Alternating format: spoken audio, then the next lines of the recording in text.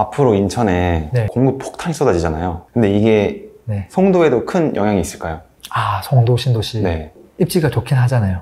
일단은 지금 현재 상황을 보면 과거 1년 동안 전국에서 제일 많이 오르는 곳이 인천이에요. 일단. 네. 그건 팩트고요. 그리고 당연히 그중에 송도가 진짜 많이 올랐어요. 거의 한 30% 이상 올랐거든요. 1년 동안. 진짜 많이 오른 거죠. 공급이 그렇게 적었던 건 아니었어요. 그동안. 네. 최근 한 2년 동안. 근데 그럼에도 불구하고 시세상승을 가장 많이 한 이유는 다른 광역시들 대비, 서울 대비 저렴하긴 했어요. 왜냐면 인천은 뭐 고작 9억 정도 했고 33평이, 대구나 부산은 15억까지 치고 올랐거든요. 가격이 진짜 너무 많이 난 거죠. 그래서 얘가 13억 이상으로 금방 따라 올라온 거거든요. 이제 그런 부분이 있었고, 지금은 가격이 많이 따라 올라왔어요. 공급이 많아도 금액이 저렴하면 올라요. 그래서 올랐다는 거죠. 최근 1년 동안 많이 오른 이유가 공급이 적어서가 아니라 가격이 저렴해서 올랐다. 이게 팩트인 거고요. 네. 지금 이미 따라왔어요. 가격이 이미 맞춰진 상태에서 앞으로 공급이 많을 일만 남았어요. 그러면 이제 어떻게 될 거냐? 더 올라가는 건 어렵지. 조정이 올 수 있겠다. 그런 생각을 해요. 여기서 이제 한 번 더 좀 더 들어가면 과연 그러면 송도에 영향이 얼마나 미칠 수 있느냐? 그 포인트는 송도의 그 자체 공급이 얼만큼 많은가를 보면 돼요. 만약에 송도에 공급이 없고 다른 데만 있다? 영향을 별로 안 받아요. 근데 만약에 송도 자체 공급 많다? 100% 영향을 받아요. 근데 지금 올해까지는 송도에 입주 물량이 별로 없어요. 그래서 그냥 거래만 뜸하고 버틸 수가 있거든요. 내년에 입주가 쏟아지면 전세 가격이 무조건 내리겠죠. 그러면 매매 가격을 끌어내리려고 해요. 그래서 내년부터 영향받을 가능성이 높아 보인다. 그런 생각을 갖고 있어요. 근데 기사를 찾아보면 막 송도에 미분양도 생기고 네. 막 몇 억씩 하락했다는 이야기가 많던데요. 일단 미분양 같은 경우는 아마 가장 최근에 분양한 게 송도 록스 SK 뷰일 거예요. 네. 조금 뷰가, 오션 뷰가 나오거든요. 근데 그 단지 같은 경우는 대부분 분양 가격이 9억 초과였어요. 그러니까 대출이 하나도 안 나온다는 소리예요. 그리고 대부분 제일 작은 게 33평이었고 한 타입만 9억 미만이었고 나머지 전부 다 대형평이 많았는데 다 9억 초과인 거예요. 그러다 보니까 수요가 부족할 수밖에 없었지 않았을까 싶고, 나머지 이제 인기 있는 그런 기축들은 거래가 안 되니까 충분히 뭐 금매들 나올 수 있죠. 그런 상황이에요. 그래서 송도의 입장에서는 지금 앞으로 분양을 하면 어떻게 될까? 미분양이 날까 안 날까? 분양 가격을 얼마에 책정할까? 근데 제가 봤을 때 이미 신축 아파트가 평당 3천에서 4천 사이예요. 그럼 33평대를 공급을 하면 3천만 원 해도 9억이 넘어요. 무조건 9억이 넘을 거거든요. 그러면 분양이 쉽지가 않겠다. 미분양이 날 가능성도 저는 다분히 있다. 이런 생각도 가지고 있어요. 그래서 송도에 있어서 가장 큰 리스크는 입주보다 분양이다. 이게 아이러니하게도. 그래서 이걸 좀 눈치를 보면서 최대한 좀 분양 시기를 좀 늦춰야 되지 않을까. 그런 생각이 좀 있어요. 왜냐하면 내년부터 입주가 터지니까. 그래서 앞으로 그럼 송도 집값은 어떻게 될까요?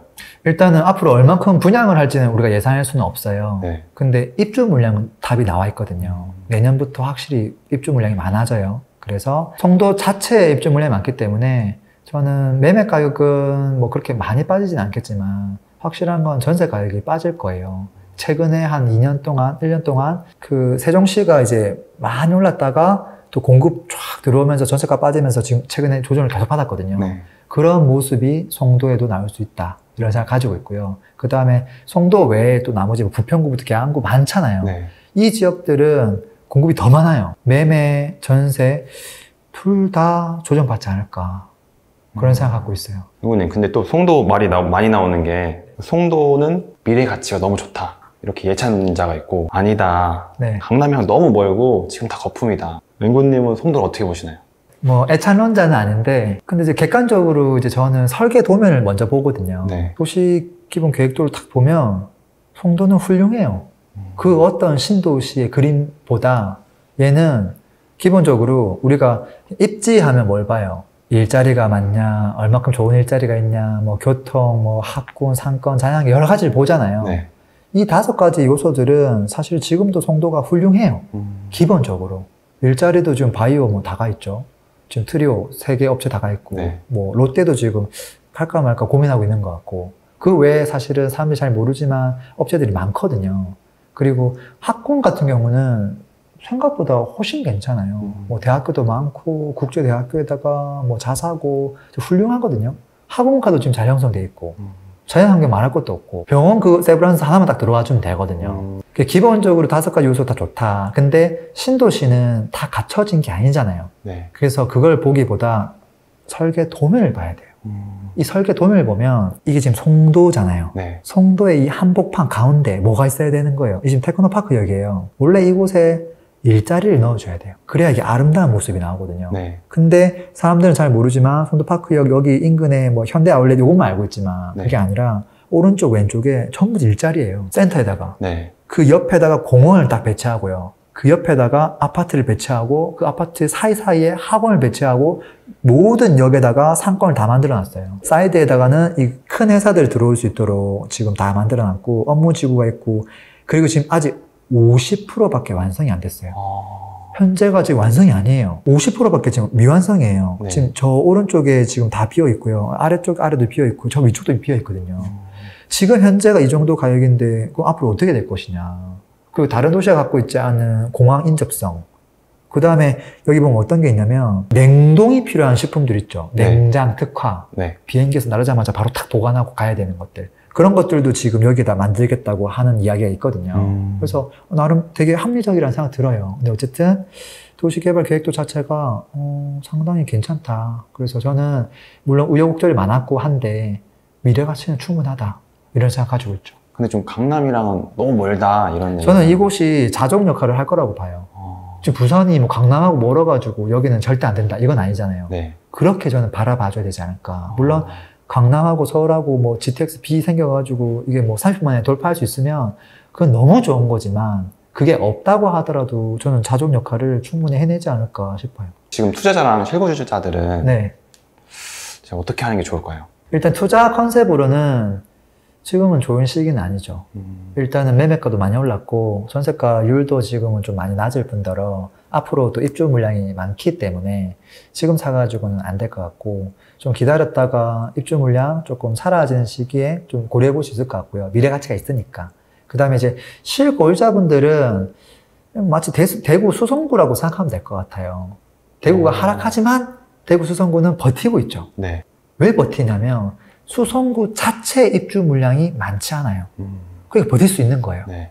근데 송도는 자체 입주가 있거든요. 그래서 너무 공격적으로 뭐 집이 없는 상태에서 억지로 살 필요는 없어요. 근데 내가 만약에 여기에 이미 거주하고 있다고 하면 조금 한 내년 정도 입주 물량 많으니까 네. 그때 상황을 보다가 좀 저렴하게 나온 매물들 있으면 뭐 한 번쯤 갈아타기 정도는 고려해 볼 수 있지 않을까 싶습니다. 미래 가치는 확실하니까. 그리고 실거주는 5년, 8년을 생각할 거니까 장기적으로 되게 좋은 곳 아닌가? 그렇게 생각합니다. 마지막으로 네. 송도에 대해서 네. 짧은 의견 남겨주시고 마무리하면 좋을 것 같습니다.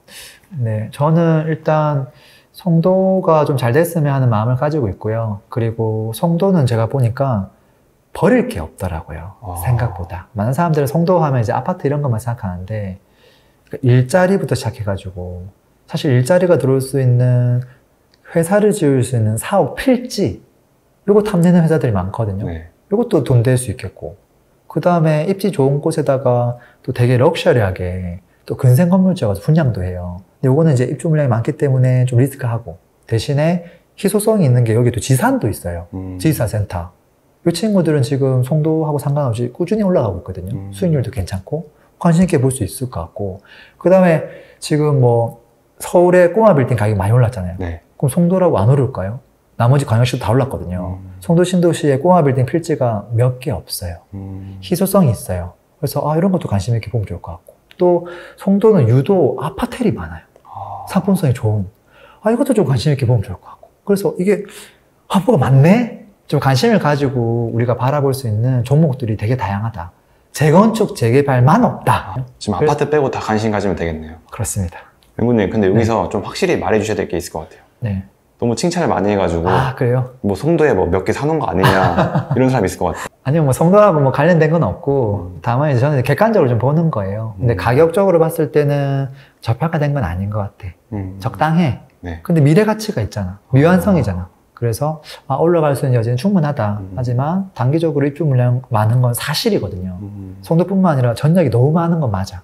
그래서 한 2년 동안은 힘들 수 있겠다. 근데 그게 지나가고 나면 또 언제 그랬냐는 듯이 또 이렇게 가겠구나. 왜냐하면 송도 이런 것들은 재건축 재개발이 없죠. 네. 공급이 없다는 소리잖아요. 자체 공급만 해소되면 된다는 소리거든요. 너무 뭐 좋게 볼 수도 없고 너무 안 좋게 볼 수도 없고 그냥 좋은 건 좋게 보고 언제 조금 내가 들어가면 좋을까 그런 것들만 좀 저울질해보면 어떨까 싶습니다. 네. 의원님 오늘 송도에 관심 있는 분들에게 큰 도움이 되었으면 좋겠습니다. 들어주셔서 감사합니다. 행복한 하루 되세요. 피스!